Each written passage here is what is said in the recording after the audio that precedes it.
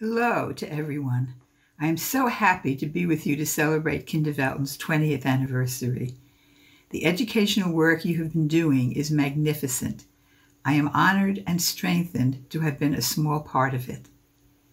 My many years of visits and consultations with Kinderwelten began in 2001. Though at first I resisted coming to Germany. As a Jewish person, I knew I would have to face the painful ghosts of the Holocaust, and I was not sure I wanted to. Yet, I am so glad that I did take up the challenge.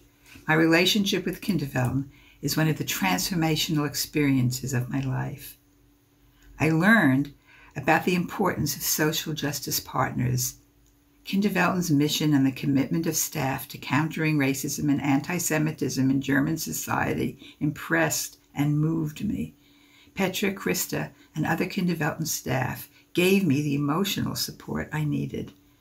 Our trips to memorials in Berlin that honored individual Germans' resistance to the Nazis reminded me that there are always those who stand up for what is right. I learned valuable lessons about how building a just world is possible. I also observed wonderful early childhood care and education programs where teachers were learning how to integrate equity and diversity goals into daily educational experiences.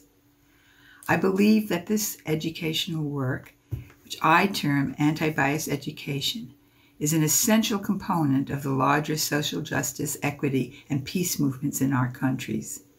In our sphere of influence, we seek to build early childhood programs that truly foster all children's fullest development. We understand that racism and other isms undermine children's best development, and that this harm begins in the early years of childhood. So, we endeavor to undo any manifestations of prejudice and discrimination in all aspects of early childhood knowledge, policy, and practices. Just to review, the Antibias Education approach rests on 4 underlying goals. These seek to promote, facilitate, and nurture all children's growth in identity, both individual and as members of social groups, diversity of all kinds, awareness of fairness and injustice and how these dynamics hurt, and activism, standing up for fairness for yourself and for others. Or, as one of my colleagues puts it a little bit more colloquially, Antibias education principles are, I am okay, you are okay. That is not okay. Let's do something about it. These 4 goals are also for our own growth as adults and teachers. While we believe that anti-bias education with young children is necessary, we know it is not enough. We must also join with our early childhood education colleagues to integrate equity and diversity policies, structures, and practices in all parts of our field. We must advocate and act for social justice in our society and the larger world. Integrating these principles and practices into early childhood care and education has been a long-standing effort of our field, and achieving it remains a work in process. So, where are we now? We have made many gains, and there is much more to do. Now and for the foreseeable future, anti-bias education work remains essential. The vision for this work remains the same for me as when I started. I like the Reverend Martin Luther King's description of what he called the beloved community. As he explained, this is a world in which all people can share in the wealth of the earth. In the beloved community, poverty, hunger, and homelessness will not be tolerated.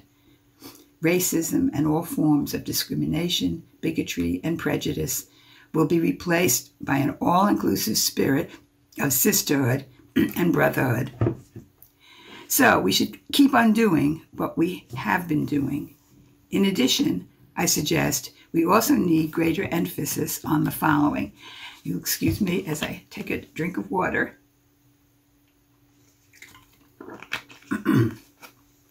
1, We need to do more to proactively make clear how systemic racism, nativism, sexism, heterosexism, and homophobia, and widespread poverty are all enemies of democracy and fundamental human rights.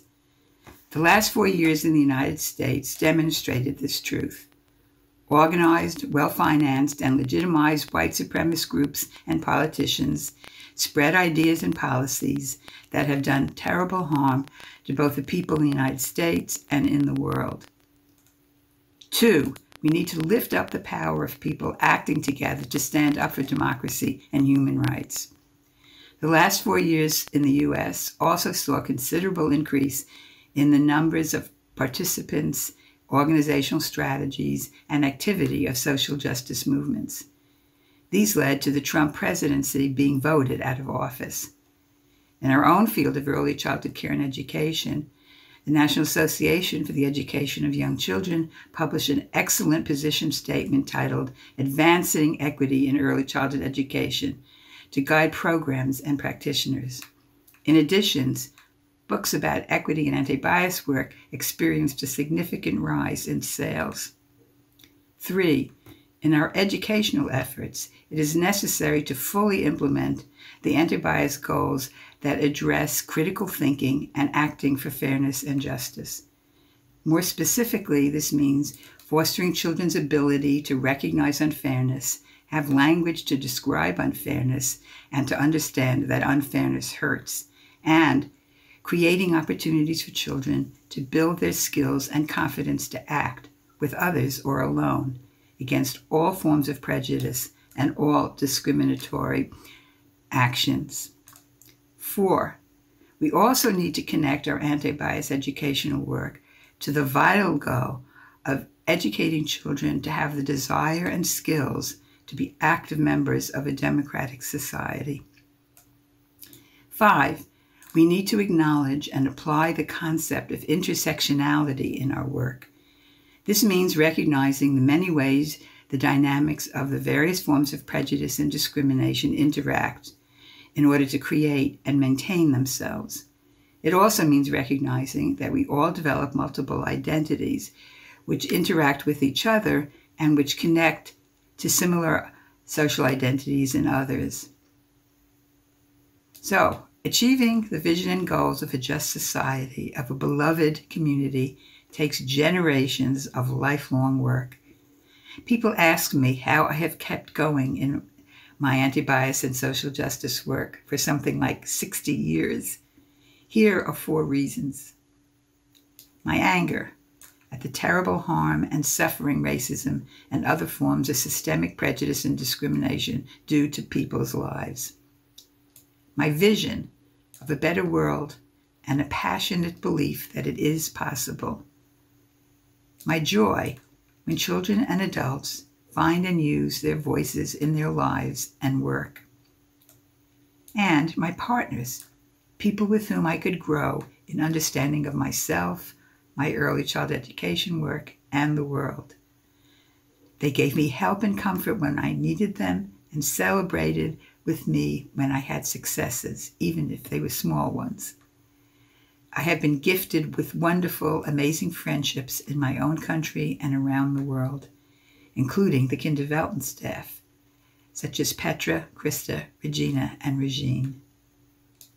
Now, I hope all of you carry on the work of creating wonderful, life-affirming early childhood care and education programs and a world of beloved community.